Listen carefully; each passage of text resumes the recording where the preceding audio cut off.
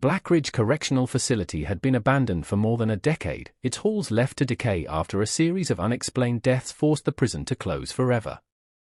Official records claimed the building was structurally unsafe, but rumors insisted something far worse had driven everyone away. Years later, a classified psychological experiment secretly reopened its gates. 12 carefully selected volunteers accepted generous payments to spend 30 days inside the prison, believing they were participating in a harmless behavioral study. They had no idea they were stepping into a place with a history no one was willing to explain. Among them were Owen Mercer, Natalie Cross, Marcus Hale, Sophia Bennett, and Ethan Brooks, each carrying different reasons for joining but sharing the same confidence that science controlled every detail of the experiment. Researchers monitored every room through cameras, microphones, and biometric sensors, promising immediate evacuation if anything went wrong. As darkness settled over Blackridge, strange mechanical noises echoed through empty corridors. At midnight, every clock stopped simultaneously, surveillance screens filled with static, and security cameras briefly captured a figure walking through an abandoned hallway before disappearing without a trace. The experiment had only just begun, but Blackridge already seemed aware that new people had entered its walls. The researchers dismissed the strange events as technical failures, refusing to alarm the volunteers. Inside the prison, however, sleep became almost impossible. Metallic scraping echoed through ventilation shafts, distant footsteps traveled across empty corridors, and prison doors occasionally rattled despite every lock remaining engaged. The unsettling sounds never lasted long enough to investigate, leaving everyone questioning whether exhaustion was beginning to affect their minds. Natalie noticed something even stranger during a routine inspection of her cell. Fresh fingerprints appeared across a dusty steel door that had not been touched since the prison reopened. Owen tried to reassure everyone that stress could distort perception, but even he struggled to ignore the growing sense that someone else occupied Blackridge. Every hallway felt watched. Every shadow seemed to linger a little too long. By sunrise, none of the volunteers believed they were truly alone anymore. Curiosity slowly overcame fear.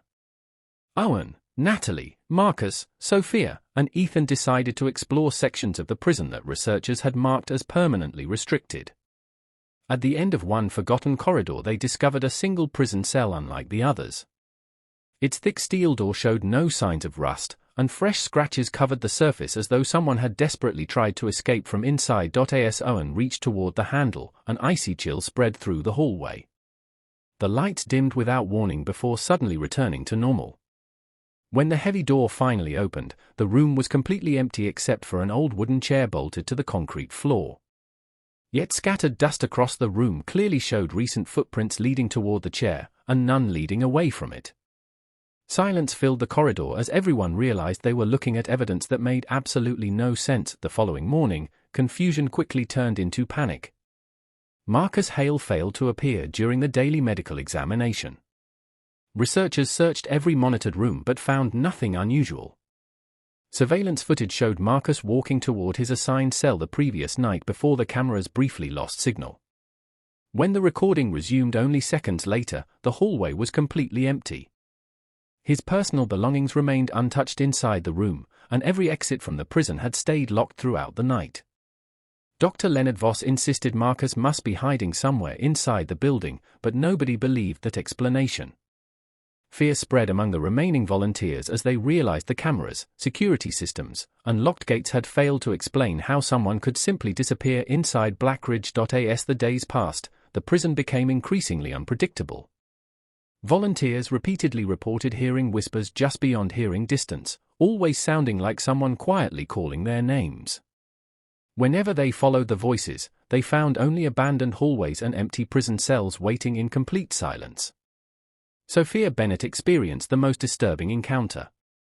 While standing alone in a corridor, she heard what sounded exactly like Marcus asking for help. The voice echoed from behind a locked cell door.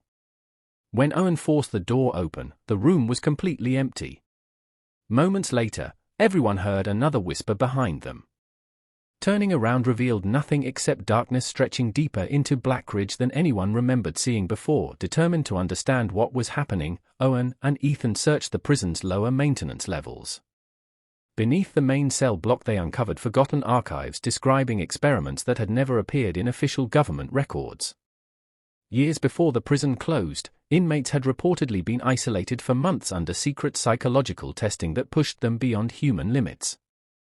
Many subjects suffered complete mental collapse, while others disappeared without explanation despite being held inside locked cells.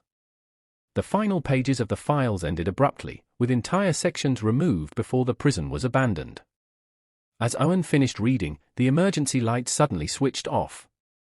For several seconds, complete darkness surrounded them before distant footsteps echoed slowly through the underground tunnel. The remaining volunteers demanded the experiment end immediately, but communication systems no longer functioned correctly. Radios produced only static, electronic doors refused to unlock, and researchers inside the control room discovered that security commands were no longer responding. Blackridge had effectively trapped everyone inside. As tension reached its breaking point, the volunteers gathered together inside the central hallway. Every corridor seemed unnaturally silent until prison doors throughout the building began slamming shut one after another. The deafening echoes continued for nearly a full minute before stopping all at once. Standing in the sudden silence, everyone noticed fresh footprints slowly appearing across the dusty floor, one step at a time. Even though nobody was walking there, emergency teams finally forced open the prison gates after losing all communication with the research staff. They found the facility strangely quiet. Several volunteers were rescued alive, exhausted and deeply traumatized, while others, including Marcus Hale, were never found despite an extensive search of the entire prison. Investigators blamed equipment failures, psychological stress, and group paranoia, officially closing the case without further explanation. Blackridge Correctional Facility was permanently sealed once again. Years later, demolition crews repeatedly refused to enter after reporting unexplained footsteps and voices echoing through empty corridors. The prison still stands abandoned, its rusting gates locked against the outside world. Whatever happened during the darkest prison experiment ever conducted was never fully explained, and those who survived have never agreed on what they truly encountered inside Blackridge.